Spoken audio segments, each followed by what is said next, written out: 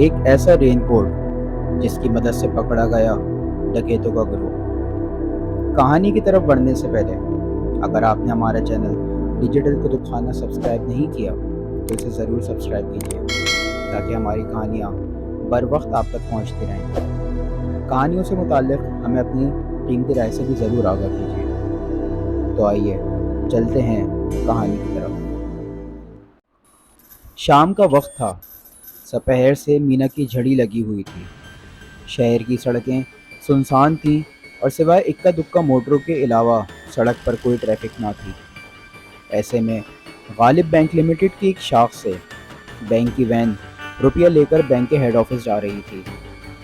یہ روز کا دستور تھا۔ دن میں جتنا روپیہ بینک میں جمع ہوتا شام کو ہیڈ آفس پہنچا دیا جاتا۔ ڈرائیور کے علاوہ وین میں 2 چوکیدار تھے۔ دونوں کے ہاتھوں میں بھری ہوئی بندوقیں تھیں۔ ان کے سامنے والی سیٹ پر نوٹوں سے بھرے ہوئے 2 بیگ رکھے تھے۔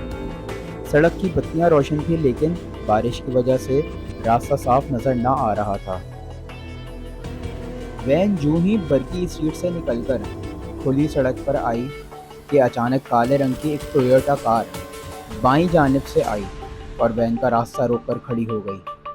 وین کا ڈرائیور بر وقت بریک نہ لگاتا تو تصادم یقینی تھا۔ وہ کچھ کہنے ہی والا تھا کہ اتنے میں ایک ڈاٹسن کار دائیں جانب سے آئی اور ان دونوں کاروں کے پاس آ کر رک گئی۔ اس میں سے ایک نقاب پوش ڈاکو اترا اور بجلی کی سی تیزی سے وین کے ڈرائیور کی طرف بڑھا۔ اس کے ہاتھ میں ریوالور تھا۔ عین اسی وقت ٹویوٹا کار میں سے 4 نقاب پوش ڈاکو نکلے اور انہوں نے وین کا دروازہ کھول کر چوکیداروں پر حملہ کر دیا۔ چوکیداروں نے مزاحمت کی مگر 2 اور 4 کا مقابلہ تھا۔ ڈاکوؤں نے سروں پر پستولوں کے دستے مار مار کر انہیں بے ہوش کر دیا تھا۔ ادھر وہ پہلا آدمی ڈرائیور کو بھی بے ہوش کر چکا تھا۔ ڈاکوؤں نے تینوں آدمیوں کو وین سے گھسیٹ کر سڑک پر ڈال دیا۔ دونوں ڈاکو وین میں سوار ہوئے۔ باقی 3 ٹویوٹا میں اور آنن فانن دونوں گاڑیاں ہوا ہو گئیں۔ تقریباً 2.5 میل دور جا کر بینک کی وین ایک مکان کے دروازے پر رک گئی۔ یہاں ایک ٹیکسی کھڑی تھی۔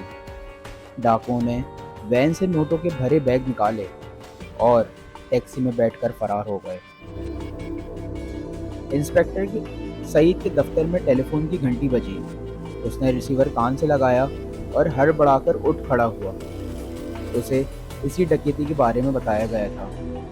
وہ 2-3 کانسٹیبلوں کو لے کر فوراً اس جگہ پہنچا جہاں ڈکیتی ہوئی تھی۔ وین کا ڈرائیور اور چوکیدار ہوش میں آ گئے تھے مگر ان کے سر میں درد کی ٹیسیں اٹھ رہی تھیں۔ ڈرائیور نے رک رک کر بڑی مشکل سے بتایا، یہ سب کچھ اچانک ہو گیا۔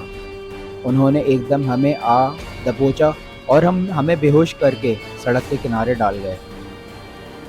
کچھ ڈاکو ٹویوٹا میں آئے تھے اور کچھ ڈاٹسن میں۔ ٹویوٹا کا نمبر BX275 تھا۔ ہاں جناب، یہی نمبر تھا، مجھے خوب یاد ہے۔ انسپکٹر نے وائرلیس کے ذریعے اپنے ہیڈ کوارٹر کو اطلاع دی۔ اس کے بعد اس نے سڑک کا معائنہ کیا کہ شاید ڈاکو کوئی سراغ چھوڑ گئے ہوں۔ اسے قریب ہی ایک بڑا سا رومال پڑا ہوا ملا جسے کسی ڈاکو نے نقاب کے طور پر استعمال کیا ہوگا۔ اس کے علاوہ چند بٹن بھی ملے جو شاید چوکیداروں کے ساتھ ہاتھا پائی میں کسی ڈاکو کے ٹوٹ گئے تھے۔ جب ہاتھا پائی ہوئی تھی تو ڈاکو اپنے ساتھ کوئی نہ کوئی چیز ضرور چھوڑ جاتے ہیں۔ انسپکٹر نے اپنے ساتھیوں سے کہا، انہیں سنبھال کر رکھ لو، یہ کام آئیں گی۔ دوسرے دن صبح کو ہیڈ کانسٹیبل نے انسپکٹر کو آ کر بتایا، دونوں کاروں کا کھوج لگا لیا گیا ہے۔ یہ کاریں ڈاکے سے کچھ دیر پہلے چرائی گئی تھیں۔ ٹھیک ہے، انہیں یہاں لے آؤ، انسپکٹر نے کہا، اور سنو، کاروں کے مالک سے کہو میں ان سے ملنا چاہتا ہوں۔ ٹویوٹا ایک ڈاکٹر کی تھی اور ڈاٹسن کسی اخبار کے ایڈیٹر کی۔ وہ بیچارے سخت پریشان تھے اور بار بار پولیس کا شکریہ ادا کر رہے تھے۔ ڈاکٹر کی کار میں سے نقد لگانے کے اوزار نکلے اور ایڈیٹر کی کار میں سے ایک پرانی برساتی جسے عرف عام میں رین کوٹ کہا جاتا ہے۔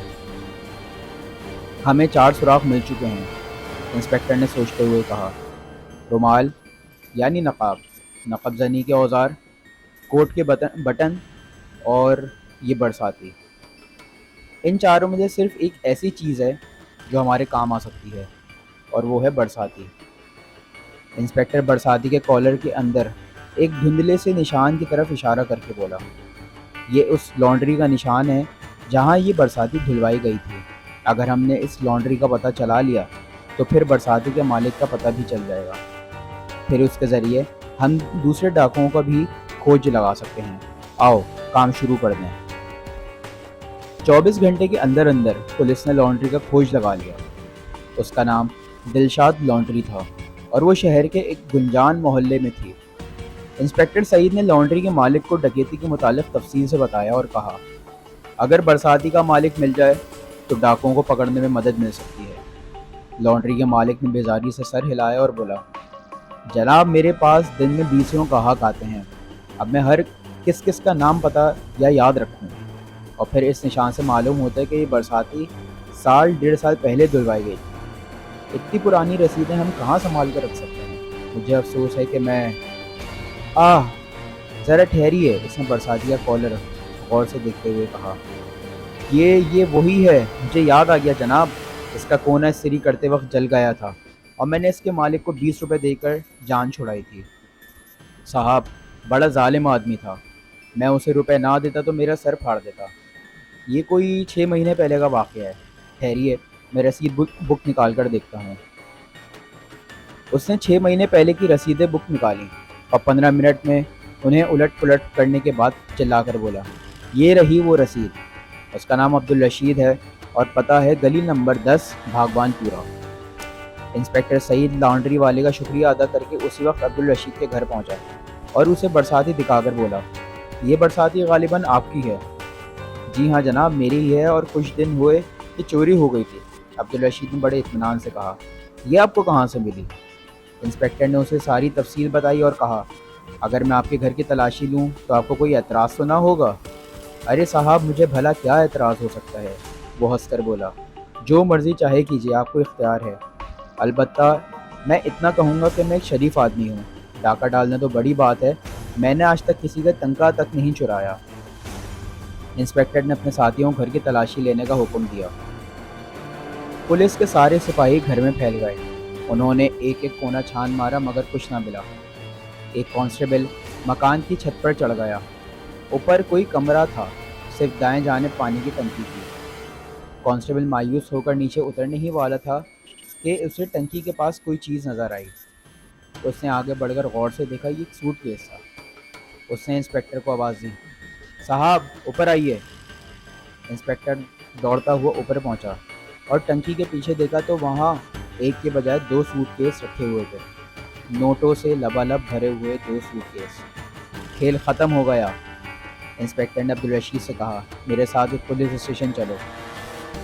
تھانے جا کر انسپکٹر نے عبدالرشید سے اگلوا لیا کہ وہ بھی ڈکیتی میں شریک تھا اور شام تک اس نے اپنے دوسرے ساتھیوں کے نام بھی بتا دیے۔